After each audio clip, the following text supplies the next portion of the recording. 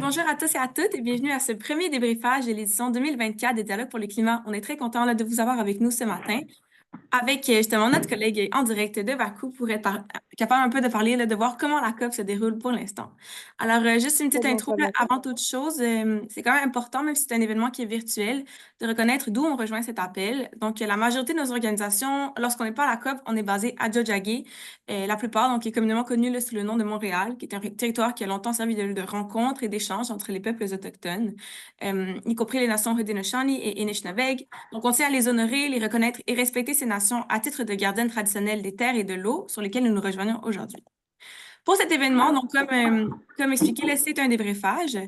Et puis, le but, là, c'est d'avoir une discussion assez informelle avec notre collègue Samy, qui est conseiller syndical en environnement et transition juste pour la FTQ, qui est évidemment là, sur place à Bakou pour cette CDP 29, donc la 29e conférence des parties là, sur la Convention cadre des changements climatiques.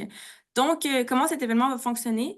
Samy va nous faire là, une présentation générale de son expérience pour l'instant à la COP.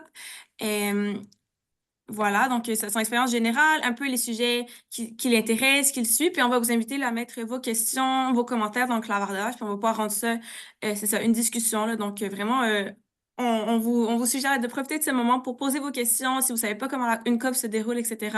Samy est là, pour répondre à vos questions. Donc, Samy, je te laisse la parole. Merci beaucoup d'être là avec nous aujourd'hui. Ça fait super plaisir. Bonjour, bonjour tout le monde. Je regardais un peu qui était en ligne. Que je reconnais. Alors, bonjour à vous autres. Est-ce que vous m'entendez bien? Tout est bon, le son, là, parce qu'ici, l'Internet, des fois, ça peut fluctuer.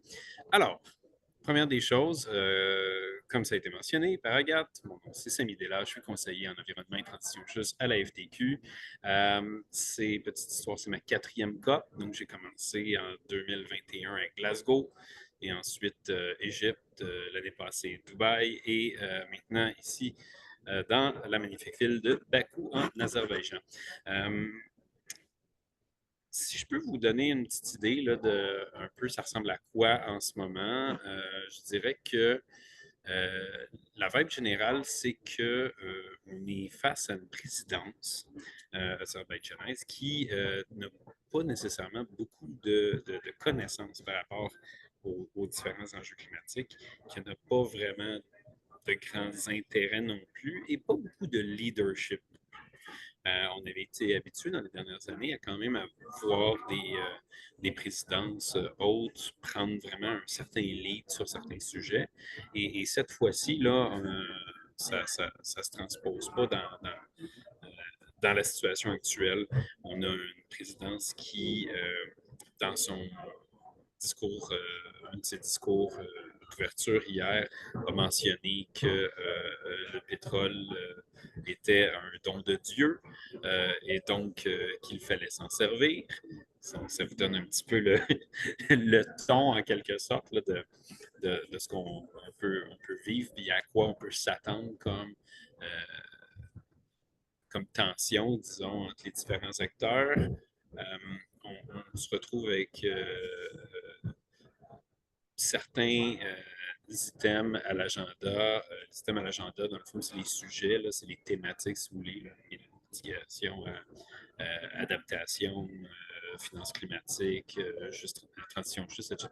En passant, ça se peut que j'aie beaucoup d'anglicisme, parce qu'une COP, le langage onusien est en anglais.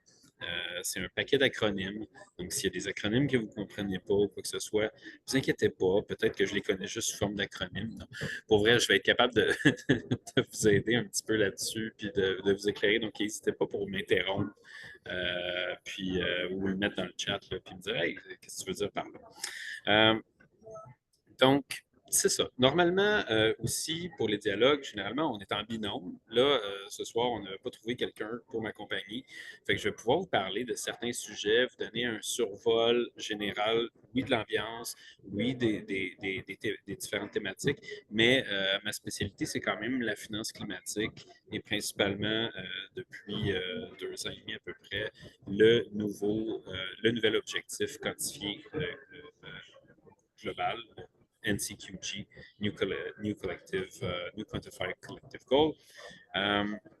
Donc, si je reviens un peu aux tensions qu'on a vues jusqu'à maintenant, il n'y a pas eu non plus de gros pledge pour une ambition climatique vraiment à tout casser, là, comme on a vu l'année passée lorsque la présidence du Dr Sultan Al-Jaber avait décidé d'emblée, d'entrée de jeu, régler la question des pertes et préjudices avec l'annonce quand même impressionnante de la création du fonds pour pertes et préjudices. Bon, ce fonds-là n'a pas été super gros rempli. Le Canada avait proposé 16 millions de dollars, soit à peu près 8 peanuts puis une roulette de tape. Donc, en gros, ça ne représentait pas grand-chose au niveau de l'argent qui était injecté, mais c'était quand même un gros step pour, pour le consensus des Nations unies dans sa capacité à réaliser que il y a pertes et préjudices dans plusieurs pays qui subissent activement les enjeux climatiques. Euh, donc, on se retrouve vraiment dans ce contexte-là où on a, comme je dis, une présidence qui a peu d'ambition climatique, des scandales qui sont arrivés juste avant le début de cette COP-là. Donc, par exemple, peut-être que vous l'avez vu passer, mais il y a un journaliste qui s'est fait passer pour un lobbyiste du pétrole et qui a contacté la présidence de l'Azerbaïdjan. Puis, la présidence a essayé de le mettre en contact avec Sokar, qui est comme la grosse compagnie de pétrole ici là, pour faire des deals. Donc, il y a eu ce scandale-là, ça a miné la crédibilité aussi de la présidence. Il y avait eu quelque chose de semblable l'année passée aussi. Là, le sultan Chabert avait été. Il y avait eu des papiers qui étaient sortis comme quoi il y avait eu comme des dizaines de rencontres avec des lobbyistes là, avant la COP pour pouvoir justement faire des affaires.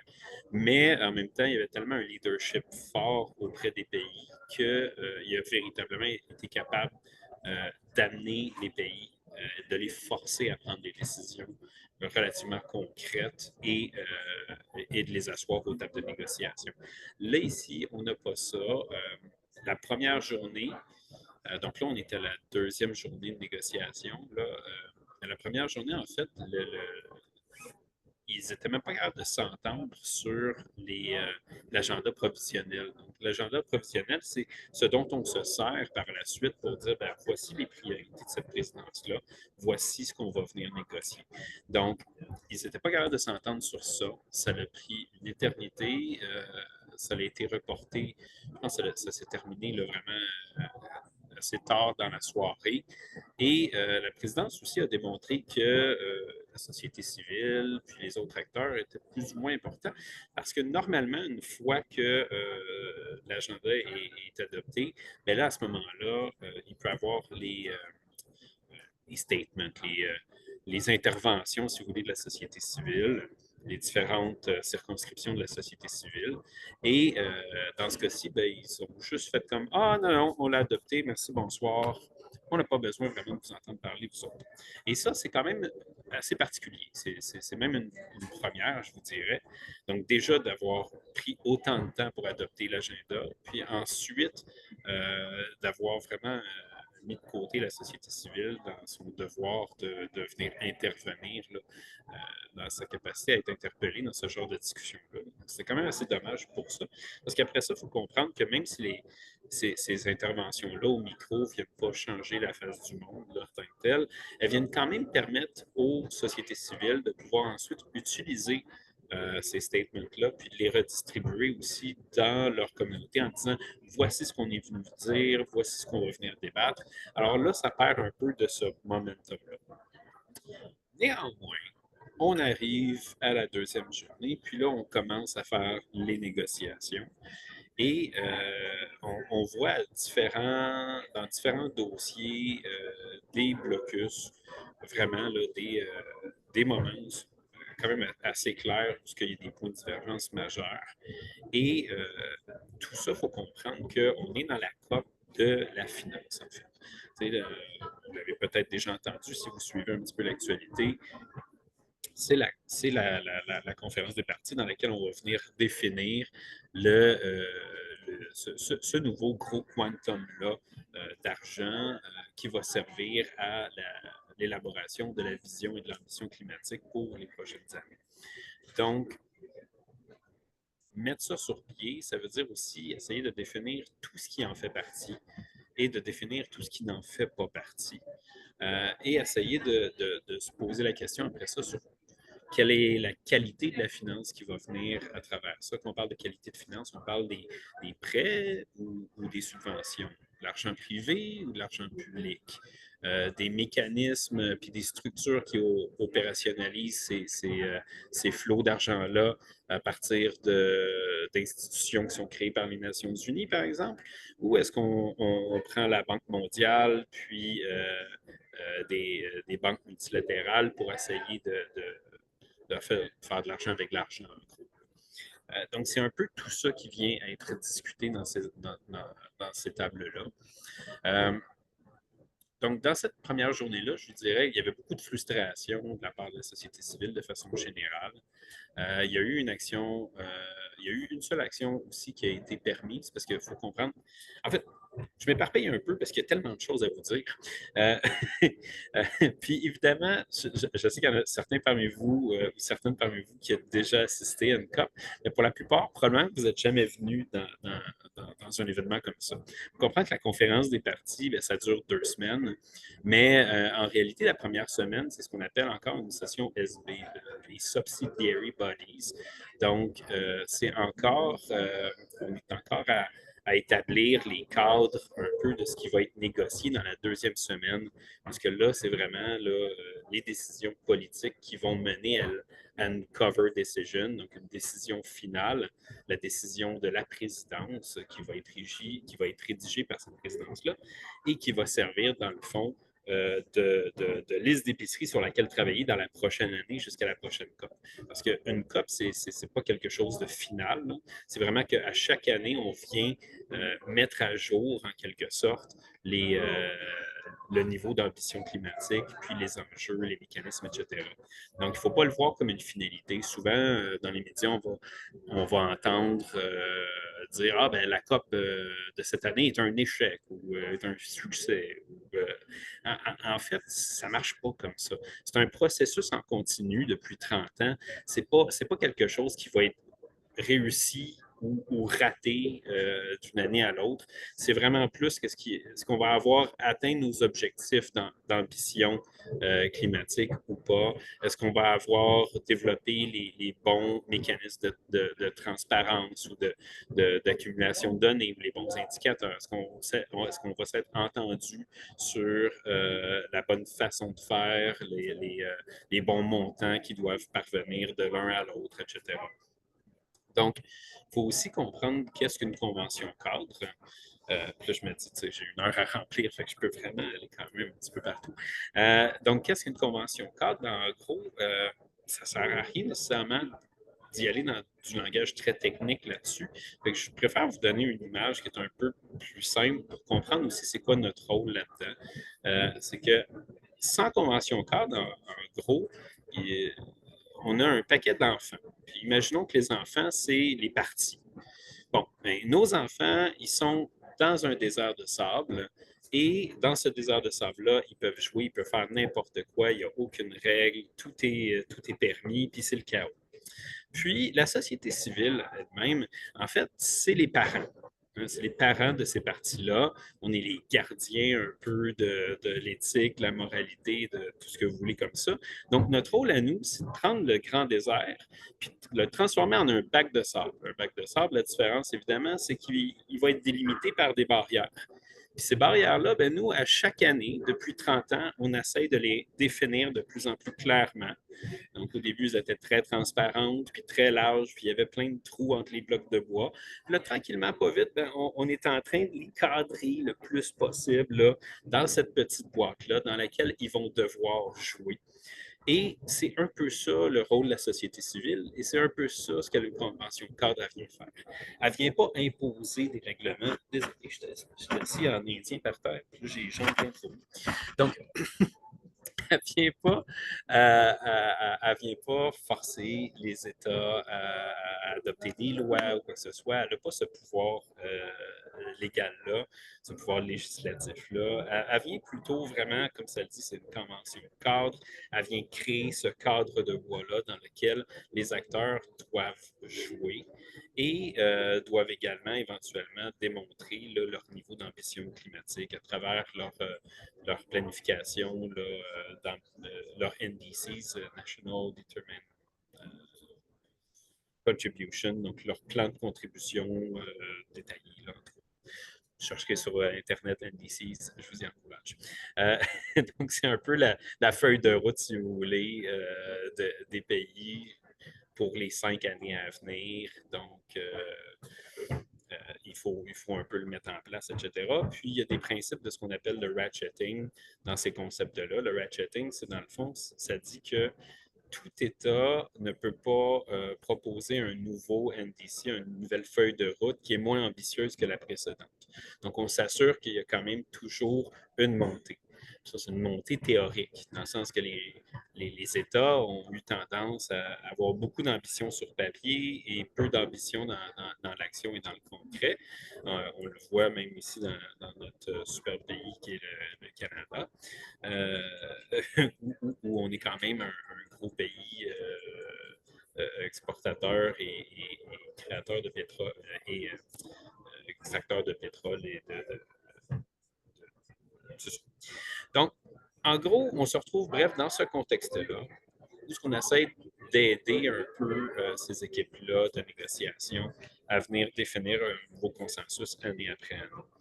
Le rôle de la société civile, c'est pour vous dire, bon, il y a 9 circonscriptions, il y a, par exemple, les fermiers, il y a les peuples autochtones, il y a les femmes et genres, il y a les jeunes, il y a, comme moi, je suis dans Tungo, qui est les trade unions NGO, les syndicats, il y a les environnementalistes, il y a les chercheurs, il y a les gens d'affaires. Donc, tout ça, c'est la société civile. Et on a tout ce rôle-là d'essayer d'influencer comme on peut les négociateurs des différents pays à adopter des textes, des mots, etc., qui vont nous permettre tranquillement de fermer ce carré de sable. On a aussi un système de badges là-bas. Donc, la majorité des gens de la société civile vont se retrouver avec des badges jaunes, des badges d'observateurs, d'observatrices. Donc, ça leur donne, dans le fond, là, ils sont les yeux et les oreilles de la COP. Donc, c'est à eux de rapporter s'il y a des choses qui sont problématiques dans une salle de négo. C'est à eux aussi d'écouter, là, puis de rapporter à leur circonscription les détails des négociations pour qu'on puisse essayer de proposer des projets aux équipes de négociation des différents États. Ensuite, il y a la badge que j'ai le privilège d'avoir aujourd'hui, qui est une badge Party. Donc, ça me permet d'apporter des ballons sur le site, puis d'avoir beaucoup de plaisir avec mes ballons de réserve. Mais autre que ça me permet aussi d'avoir accès, un accès privilégié à l'équipe du Canada, l'équipe canadienne de négociation. Donc, à tous les matins, je me lève, je me prépare, je prends un bon petit déjeuner et je m'avais rencontré la chef de la délégation canadienne ainsi que l'ensemble de son équipe de négociation. Et on a un petit briefing avec eux autres sur l'état de la situation.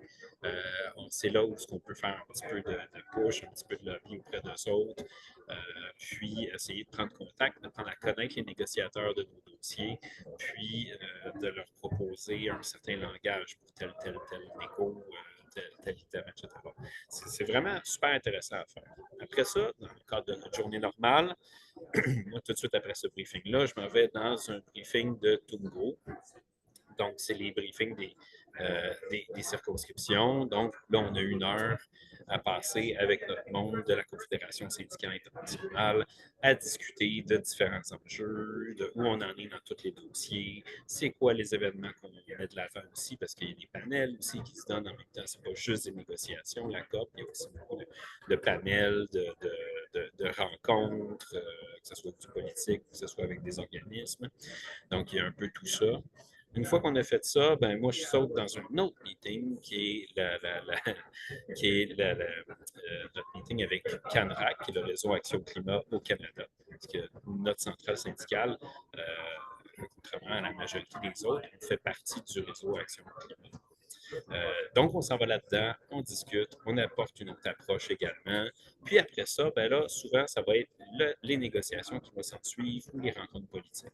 Donc, par exemple, aujourd'hui, après notre rencontre, j'avais une rencontre avec le ministre Guilbeault, puis avec son équipe, pour justement parler un peu des enjeux syndicaux à travers les négociations, puis essayer de mettre un peu l'emphase sur le ministre, puis essayer de lui relever ou le faire prendre des engagements, là, lui demander de prendre des engagements concrets auprès d'une équipe de négociation. Puis ça nous permet d'utiliser le levier politique pour mettre une pression sur le levier plus technique qui est l'équipe de négociation.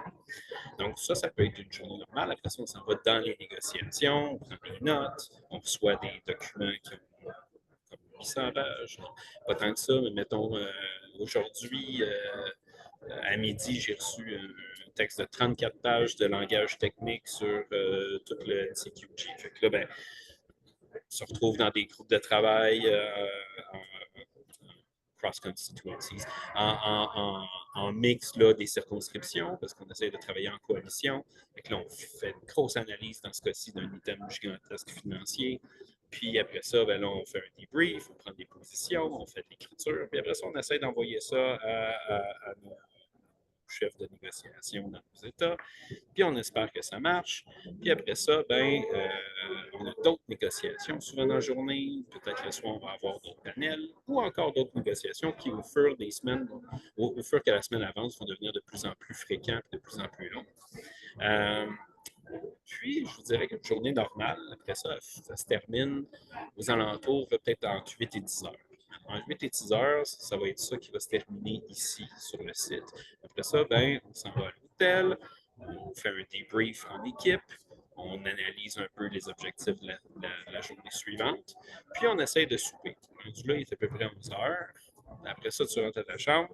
Puis là, tu te rends compte que, ouais, ben, il faut quand même que je continue d'analyser le texte de 34 pages. Fait que là, tu analyses ça. Il est rendu 1h30. Tu as pris des notes. Tout va bien. Là, tu te couches. Puis tu te réveilles à 4 heures du matin parce que tu es en jet lag. Fait que ta journée recommence. Puis tu fais ça, puis tu fais ça, puis tu fais ça. Puis à un moment donné, ben, tu espères survivre à travers un peu tout ça. Puis ce rythme-là effréné t'amène vraiment à vivre un paquet d'émotions. Parce qu'il ne faut pas oublier que quand on est ici, il y a quelque chose qui nous frappe, c'est d'un, l'accessibilité aux politiques. Tu te promènes à un moment donné dans un couloir, puis tu as justement le président de tel pays, le premier ministre d'un autre, le sultan ici à gauche, à droite. Tu es très, très, très, très proche de ce pouvoir-là. Puis en même temps, tu es à des tables où des fois, tu sembles tellement petit parce que tu réalises que tu n'as pas l'impact que tu aimerais avoir, parce que c'est beaucoup de la diplomatie, c'est des tactiques. On parle de la Convention cadre sur les changements climatiques, mais il ne faut pas oublier que ces gouvernements-là, ils ont en tête aussi tous les autres aspects de leur gouvernance. Donc, tu as beau vouloir bien t'entendre avec un pays ou faire des propositions, ben reste que historiquement, entre les pays du Nord et les pays du Sud, il y a plus que les changements climatiques qui laissent sommeiller des points de tension importants. Même si tu voudrais te rapprocher, par exemple, je sais pas, de l'Arabie saoudite sur certains aspects, il ne faut pas oublier qu'au niveau des droits humains, c'est un peu le néant. Fait que là, tu te dis, ben, comment je fais pour rapprocher ça? Comment je fais pour leur faire accepter un texte sur les droits humains? Comment je fais pour leur faire accepter un texte sur le droit des communautés LGBTQ+2, etc. Fait il y a toutes ces notions-là où tu as comme ce mélange-là intéressant entre les valeurs des différentes parties, puis les valeurs environnementales qui, elles, sont juste une portion des valeurs des différentes parties. Ça, c'est un peu la somme, si je pourrais vous résumer de comment ça se passe un peu. C'est quoi une COP? C'est sûr, si vous avez des questions, j'y répondrai. Là, j'oublie sûrement des choses. Mais en gros, ça ressemble à ça. Maintenant, si je peux vous dire, moi, comme je dis, mon sujet, c'est le nouvel objectif quantifié global. Donc, c'est vraiment la grosse table d'argent qu'on va mettre sur pied et qu'on va essayer de remplir le plus rapidement possible et de redistribuer le plus rapidement possible. Donc, ce que c'est en ce moment, avant que ça soit renégocié, c'est, vous avez peut-être déjà entendu parler du pot de 100 milliards de dollars que les pays développés doivent remplir afin de permettre justement là, de financer l'adaptation et la mitigation. Et c'est sûrement pas, c'est atténuation que je cherche. Merci, merci langue française. Donc, les mesures d'atténuation, les mesures d'adaptation, c'est à ça que ça vient servir ce pot-là. Et c'est juste l'année passée, c'est juste dans l'année 21-22, je pense que c'est juste 2022, que finalement le montant de 100 milliards a été accumulé par les pays qui sont contributeurs. Donc, depuis le moment où ça a été adopté, c'est-à-dire plusieurs années avant quand même, c'était la première année que finalement on avait rempli en tant que pays riche là, nos obligations en quelque sorte. Mais la réalité, c'est que le 100 milliards, lui, ben, il veut rien dire. Il veut rien dire parce que historiquement, c'était juste symbolique ce montant-là. Donc, à la base, 100 milliards, ça paraît beaucoup, mais quand on pense que, par exemple, il y a 2 ans, quand le Pakistan était aux 2 tiers inondé, la première facture conservatrice, sans comprendre tous les impacts majeurs, était aux alentours de 44 milliards de dollars. Puis on sait maintenant que ça va coûter là, vraiment beaucoup plus que ça. Ben, on se rend compte que si un pays subit une inondation, ben, le 100 milliards, ben, qui est déjà à moitié parti, si ce n'est pas au complet. Et là, dans ce contexte-là, tu te dis, ben, OK, mais combien ça prend d'argent réellement? Et c'est là qu'on arrive à essayer de se dire, ben, redéfinissons le quantum, redéfinissons la tarte au complet. Et cette tarte-là, en ce moment, elle est très difficile à définir parce que les pays du Nord ne veulent même pas parler de montant. Dans les premiers jours, sûrement que ça va changer, mais ils ne veulent même pas parler du montant. Eux, ce qu'ils veulent parler, c'est des flux financiers qui vont être utilisés en disant, ben écoutez, ce n'est pas une question de montant en tant que tel, mais bien de définir d'où va provenir l'argent. Et quand ils disent ça, ben, il faut comprendre qu'ils sous-entendent que l'argent public ne pourra jamais remplir les besoins et qu'il faut qu'on fasse des partenariats avec le secteur privé et le secteur privé peut donc nous sauver de tout dans la vie parce que leur première intention, ce n'est pas de faire du profit, c'est vraiment d'aider l'humanité. Right. Donc, dans ce contexte-là, on sent qu'automatiquement, il va y avoir des points de tension avec les pays du Sud qui, eux, ont été endettés historiquement à cause des impacts sur les changements climatiques en grande partie, et que ces impacts-là, ils sont survenus à cause qu'on a pollué vraiment plus qu'on devrait. Donc là, on se retrouve dans une position où on a une série de pays et de regroupements qui, eux, sont, ben, écoutez, c'est pas notre responsabilité, c'est la vôtre, donc faites juste nous payer, puis on va recommencer un peu à zéro, puis on va s'adapter, etc. Puis, ben, on a des pays riches qui, eux, sont comme moi, mais tu sais, finalement, on n'est pas tout à fait prêt à vous donner l'argent. Si on vous en donne, ben, on veut savoir qu'est-ce que vous allez faire avec. Donc, en plus, on a un regard très colonialiste encore envers les pays du Sud. Parce que là, on lui dit, ben, tu sais, il va falloir que je sois un peu ton père ou ta mère, là, puis que tu valides ton projet avec moi, puis que tu m'assures que tu vas bien utiliser ton argent, jeune homme, jeune fille. T'sais. Donc là, ça marche pas, ça. Ça passe pas bien, puis ça se comprend aussi très bien. Puis l'autre chose, c'est que quand on parle de mécanismes de financement privé versus public, mais souvent, on va y aller avec des prêts. Et quand on parle de prêts pour l'adaptation, pour des mesures d'atténuation des impacts des changements climatiques, ben, on vient avec des taux d'intérêt. Et là, ce qui est intéressant avec ça, c'est que les pays moins développés, les pays du Sud, euh, vont souvent avoir une cote de crédit mondiale assez mauvaise. Et donc, ça veut dire des sacrés gros intérêts sur tout emprunt.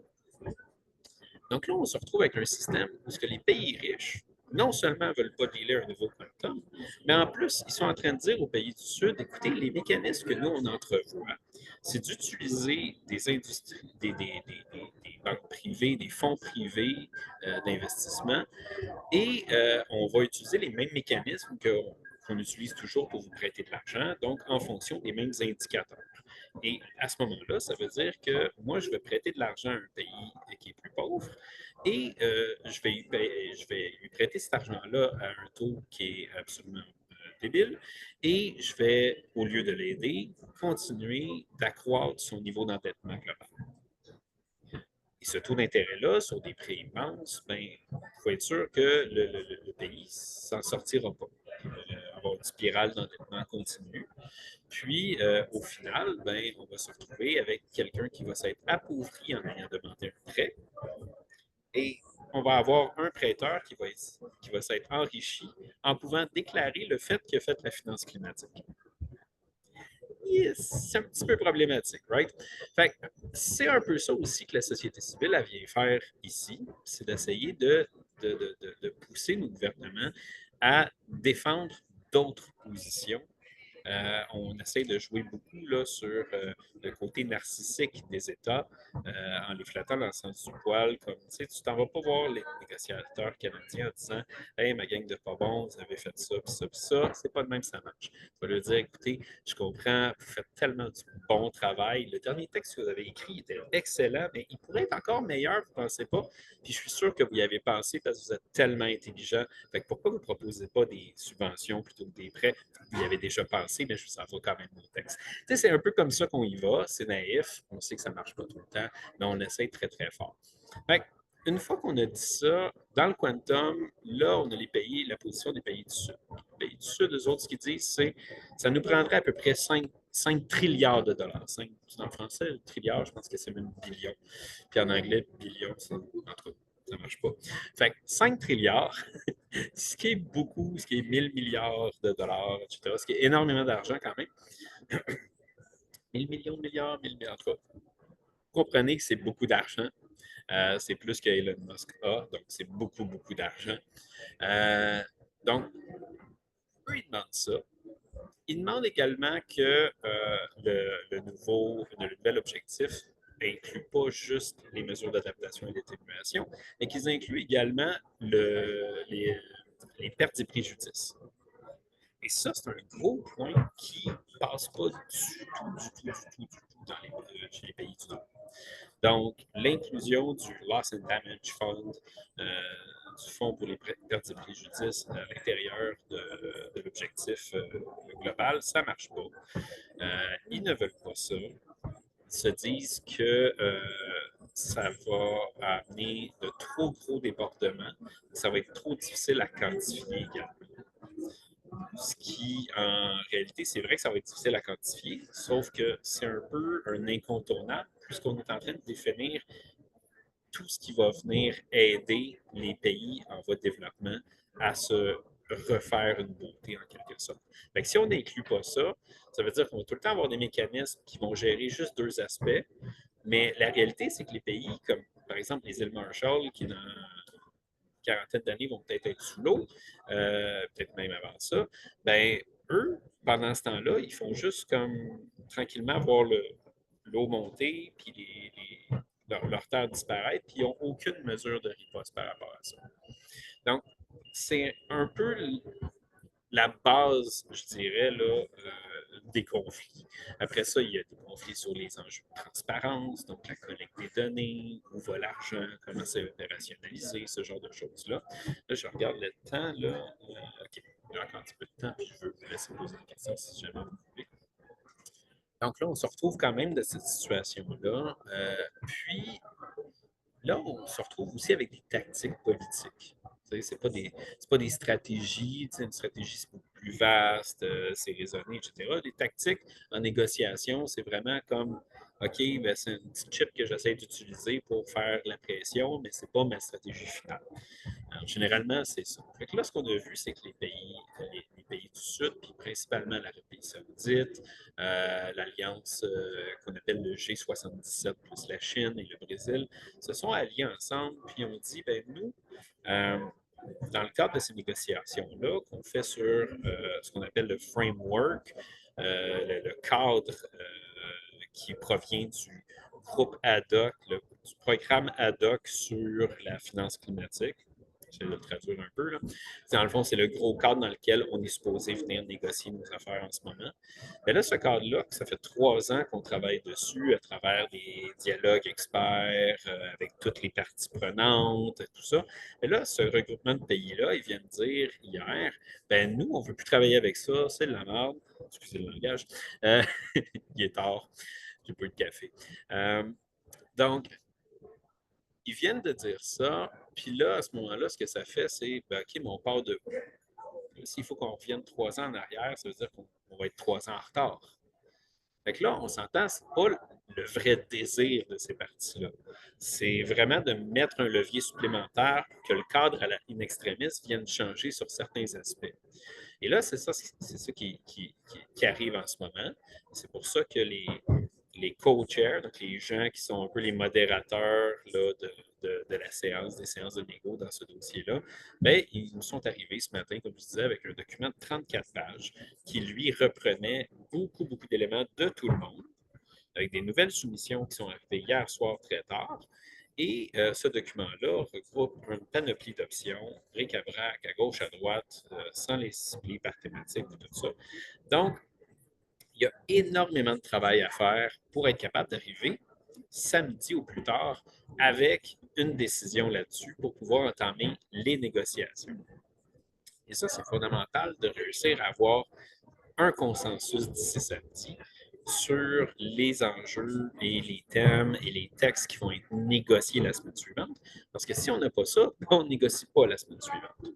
Si on ne négocie pas la semaine suivante, on peut se retrouver avec une décision finale qui n'inclut pas d'items de finances dans un contexte où on doit normalement renégocier la finance. Donc, on va perdre vraiment beaucoup de temps, beaucoup d'ambition. Euh, bref, un temps que réellement l'humanité n'a pas à perdre. Donc, il va y avoir beaucoup de tractations dans le courant de la semaine, puis j'espère que les autres intervenants qui vont passer après moi vont avoir le souci de vous donner une petite mise à jour aussi là, de l'état de ce dossier-là, parce que c'est vraiment le nerf de la guerre cette année. On peut parler de plein d'autres choses, mais au final, c'est vraiment ça qui ressort. Euh, oui. Donc, je parlais de ça. Je pense que ça fait quand même certains tours. C'est sûr, comme je vous dis, moi, ça fait 4 ans que je suis ça. Je suis parti de zéro. Donc, il y a sûrement des experts dans le monde avec qui vous allez pouvoir parler, qui vont connaître tous les enjeux par cœur. Donc, je vais essayer de répondre à vos questions si vous en avez du mieux que je peux.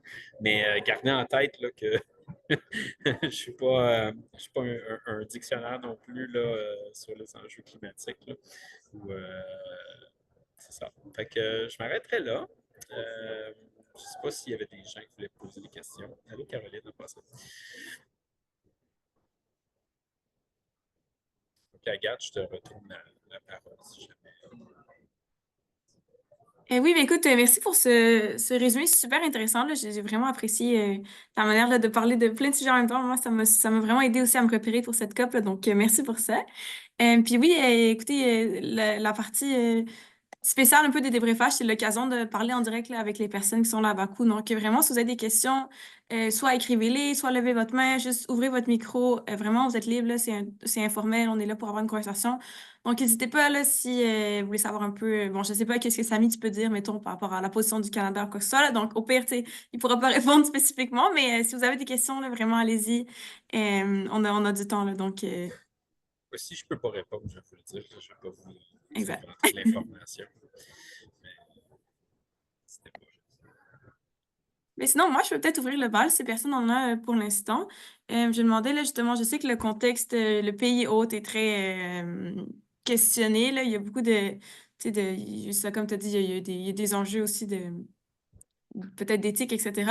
Est-ce que sur place, il y a eu beaucoup pour l'instant de sortes de manifestations? Tu sais, je sais que des fois, il y a comme des, des, ouais, des manifestations ou des gens la société civile qui montrent vraiment là, être contre certains sujets ou certaines choses ou le pays hôte. Est-ce que ça se remarque sur place ou c'est plutôt d'un point de vue extérieur, ces sortes de manifestations-là?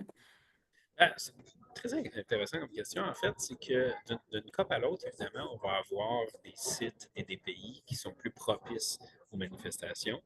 On s'entend que très tristement, ça fait 3 pays d'affilée qu'on est dans des dictatures policières principalement. Euh, donc, ça limite le droit de manifestation, c'est-à-dire, c'est pas comme à Glasgow, où que même pendant la COVID, on pouvait aller faire une grande marche dehors. Là, on se retrouve vraiment dans une position où tout est très encadré, très serré. Quand je m'en vais à mon hôtel, jour et nuit, il y a des polices et des gardes. C'est de même à tous les hôtels à travers la ville. Quand tu t'en vas dans le métro, tu as des policiers, tu dois faire scanner ton bagage. Quand tu vas, tu sais, c'est très, très, très. Si vous êtes comme moi et que vous n'êtes pas à l'aise avec les gens qui ont des armes sur eux, ben, c'est toujours un petit peu stressant, ces choses-là. En termes de manifestations, il va y avoir des manifestations sur le site. Le site est quand même relativement petit par rapport à d'autres COP que j'ai eu le plaisir d'aller. Euh, c'est sur le site du Stade olympique de Bakou. C'est toutes les installations temporaires des Nations Unies. C'est quand même bien fait, c'est simple, c'est clair, mais il n'y a pas vraiment tant que ça de son euh, de propice aux manifestations. Fait que j'ai bien hâte de voir le 15 ou le 16 qu'on va avoir notre journée justement de rallye, là, à quoi ça va ressembler. Euh, mais il y a quand même des événements tout au long des 2 semaines. C'est particulier en début de COP habituellement parce que les 2, 3 premiers jours, on a ce qu'on appelle le World Leaders Summit. Donc là, on va avoir tous les chefs d'État qui ont daigné se présenter, là, faire leurs interventions en grande plénière. Et dans ce contexte-là, c'est ultra sécurisé. C'est très difficile de faire accepter des, des événements. Là. Mais à partir, je dirais, peut-être de demain, là, ça va commencer, demain ou après-demain, là, ça va commencer à s'activer plus. Puis là, on va avoir justement les différentes circonscriptions de la société civile qui vont commencer à faire des revendications. La seule manifestation qu'on a eue, la seule action qu'on a eue jusqu'à maintenant, ça a été le 11, là, la première journée, une action silencieuse en support à la Palestine et contre le génocide palestinien. Donc, c'est ça. Super. Merci beaucoup pour ta réponse. On a une question de Marie dans le clavardage. Donc, savez-vous quel motif certains groupes comme le G77+ ont refusé la proposition de texte du groupe ad hoc sur le NCQG hier? Euh, les motifs principaux, je dirais, c'est vraiment que, en fait, c'est qu'il y en a plusieurs. Il y a une grosse énumération là, de ce qu'ils n'ont pas aimé.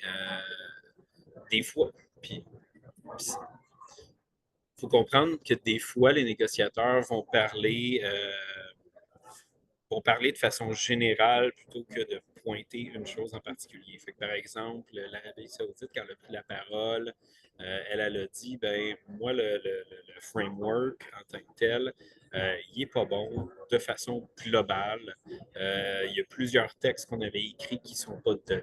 Le G77 plus la Chine a dit sensiblement la même chose et a mentionné également qu'ils avaient fait des soumissions qui n'ont pas été prises en considération, donc ils ne voulaient pas reconnaître le travail qui avait été fait, par exemple. Il faudrait que j'aille ressortir mes notes là, pour aller voir, parce que j'ai fait comme un gros tableau comparatif là, de toutes les positions des pays. Mais somme toute, là, il y avait des enjeux, évidemment, sur la question des ce qu'on appelle les contributor base.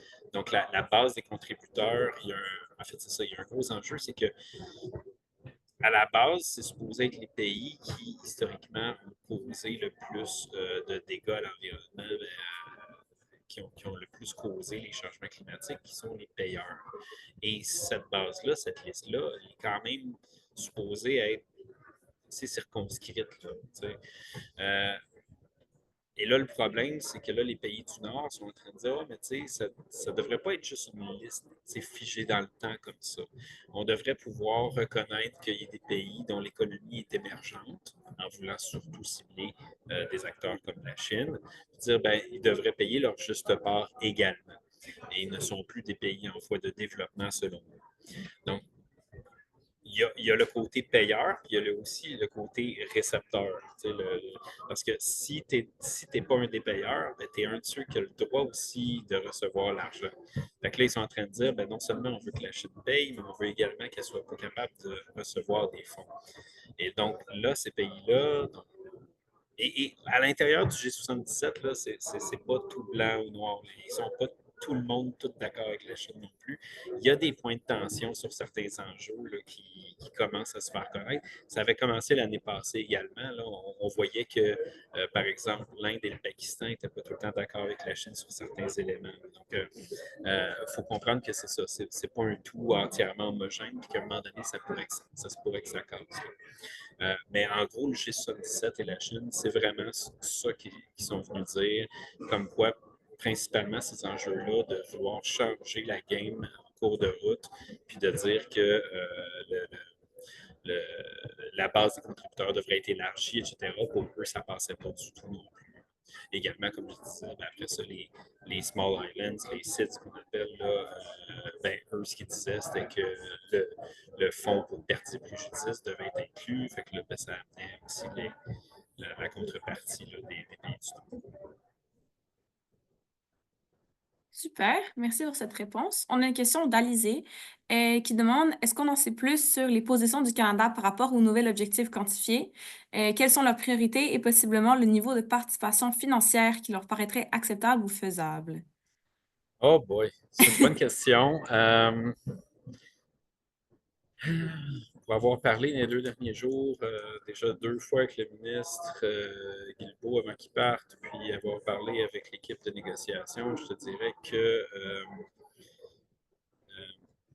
à moins d'un revirement de situation,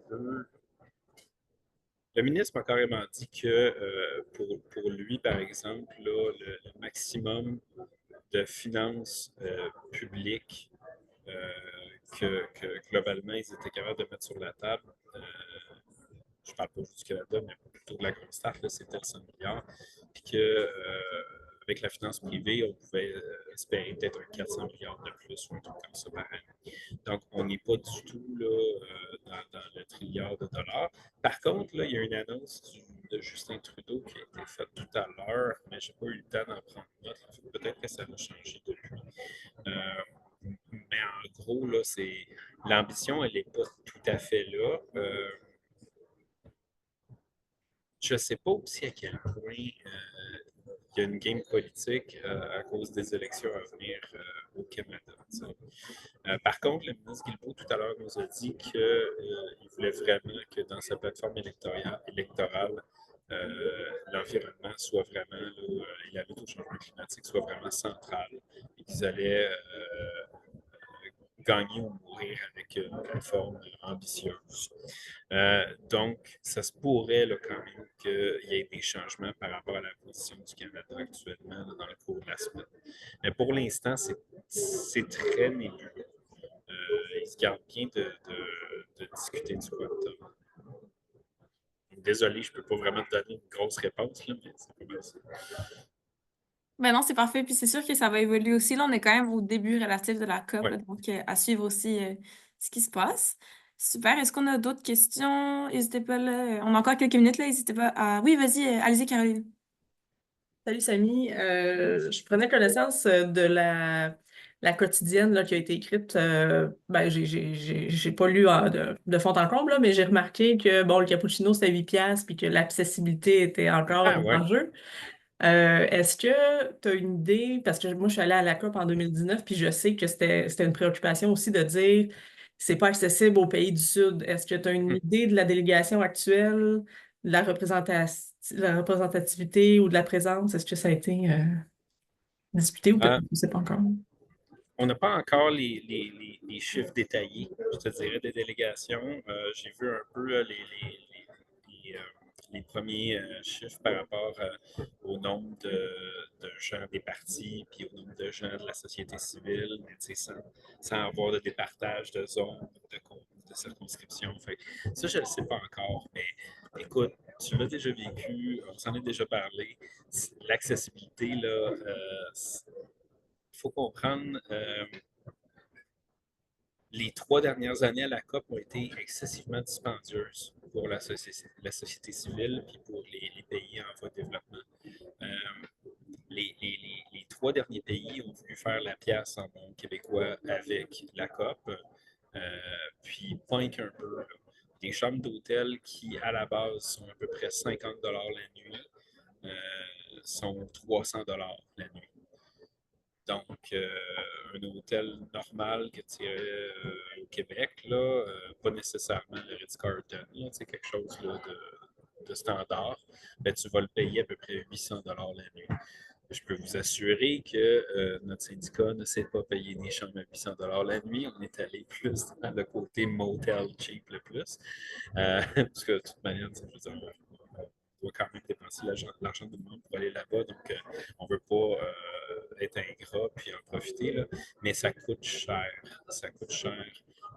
Sur le site, en effet, cappuccino, une espresso normale ou un café normal, mais pas un café spécialité, là, 8 piastres. Une sandwich cheap, 25 piastres. Non, c'est pas des jokes. Là. Notre délégation, on est tous allés à l'épicerie à côté de l'hôtel, puis on s'est acheté des noix et des dattes. Je veux dire, on niaise pas. D'ailleurs, j'ai même un groupe Signal avec plein de monde de la société civile internationale qui s'appelle Free Food at COP à chaque année.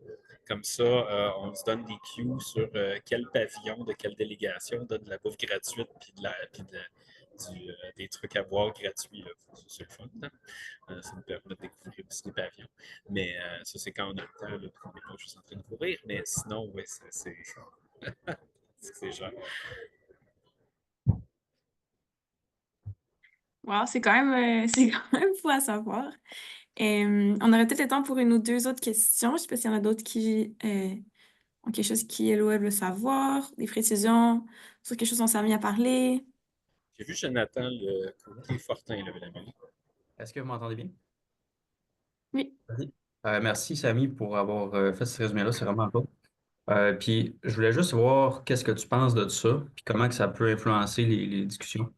Tu sais, parce que c'est comme un peu tout lié, hein, mettons l'économie, pays occidentaux, pays orientaux, puis en développement, puis tout ça. Mais si les pays occidentaux ou développés financent, parce que tu parlais aussi du colonialisme, de genre, on va checker si tu fais bien ça. Mais s'ils financent les pays qui ont besoin, mais que leur source de revenus, c'est en partie l'extraction minière, de l'achat des, tu sais, par rapport à l'énergie qui provient de ces pays-là, puis qu'il y a comme le flot d'argent est tellement grand qu'il finit par avoir tu sais, finalement, que dans l'équation, ça finit pas par ce que ça serait supposé être parce qu'ils se font exploiter pour que les pays puissent leur donner de l'argent. Tu comprends-tu? Tu sais, c'est comme tout lié, l'économie. Là, fait que je fais comme me dire que c'est pas blanc, c'est pas juste on vous donne de l'argent, c'est que ça a des impacts dans tous les secteurs. Là. Ben, écoute, je te dirais que oui, ça va avoir de l'impact dans tous les secteurs. Puis, dépendamment des gouvernements qui vont profiter de ces fonds-là, ben, des fois, il faut comprendre qu'il y a certains pays en voie de développement où le gouvernement a été pas vraiment caché là, que la dictature qui est en place a été imposée par un pays plus influent, disons. Ça s'est vu et ça se voit encore dans le monde. Puis à ce moment-là, ben, si tu donnes des fonds directs à ces gouvernements-là, ben, tu peux quasiment être sûr que l'argent va disparaître. C'est une réalité, c'est vrai. Mais il y a d'autres mécanismes que de la surveillance colonialiste aussi. Là, il peut y avoir des institutions non biaisées qui sont portées par les Nations Unies, par exemple, qui viendraient aider à opérationnaliser les fonds au niveau régional, au niveau local, au niveau provincial de certains pays, ou à travers certains organismes qui seraient portés par la société civile ou qui pourraient être portés par la société civile de ces pays-là quand elle existe déjà. Donc, il peut y avoir des mécanismes comme ça, tu sais. Mais c'est vrai aussi ce que tu dis. Il y a des pays qui mettent dans leur bilan comme quoi ils ont financé la lutte au changement climatique dans un pays du Sud en disant, ben, regardez, on a fait un partenariat avec telle entreprise, on est allé les aider à développer une technologie, cette technologie-là leur permet d'extraire des minerais, ils nous revendent les minerais pas chers, puis nous, après ça, on peut refaire des produits avec ça et les revendre à ce même pays-là ou les environs plus chers. On l'a vu, ça. Ça aussi, c'est dégueulasse. Tu sais. Mais pour ça, ça prend des. C'est aussi pour ça que cette année, il y a beaucoup de discussions sur les BTR, qui est le Biennial Transparency Report. Donc, c'est tous les rapports de transparence un peu des flux d'argent, de la manière que les choses se passent en gros. Là, c'est pas ma grande spécialité, là, fait qu'il faudrait peut-être aller regarder ça un peu plus en détail, mais c'est quand même un aspect, la transparence, qui est super intéressant à aller vérifier. Il y a des mécanismes aussi. Vous allez entendre beaucoup de pays riches, là, puis là, je m'en vais ailleurs que ta question, mais ça, tout est dans tout. Mais vous allez entendre des pays riches, dont le Canada, qui disent, ben, écoutez, avoir juste des prêts, des subventions puis de l'argent public, c'est pas possible. Les pays n'ont pas cette capacité-là. À mes yeux, c'est un mythe. Peut-être qu'il va y avoir un apport de flux financiers qui viennent de l'investissement privé, certainement dans les mesures d'adaptation. On va le voir plus, l'innovation technologique. Mais la réalité, c'est que si on était un tant soit peu créatif, là, moi, je me souviens justement d'un grand capitaliste qui se nomme Elon Musk, que quand il a aidé à fonder PayPal, ben, ils ont commencé à charger une demi-cent par transaction, par exemple. Puis c'est devenu tellement populaire que les demi-cents, elles devenaient très, très, très nombreuses. Ben, en ce moment, les Nations unies, ils ont la Convention sur les taxes également, qui sont en train de regarder justement ce genre de mécanisme, de taxes universelles, de taxes sur les plus gros pollueurs, etc. Maintenant, est-ce que ces genres de systèmes-là pourraient ensuite être déposés dans un fonds qui n'est pas la Banque mondiale, mais qui serait plus une institution bancaire tertiaire fondée par les Nations unies, qui, elle, pourrait avoir des programmes puis des chapitres dans différents pays où la redistribution pourrait se faire adéquatement dans les régions. Tu sais, vous voyez où est-ce que ça peut aller quand on est juste un peu créatif puis qu'on n'est pas juste braqué sur le fait qu'il faut du privé. Bien, c'est ça aussi là, qu'on peut faire avec ce genre de système-là. Ça va être dans les discussions éventuellement, mais je ne sais pas tout de suite. Merci. Oui. J'aurais peut-être le temps d'une dernière question, mais après ça, il faut que je quitte pas mal.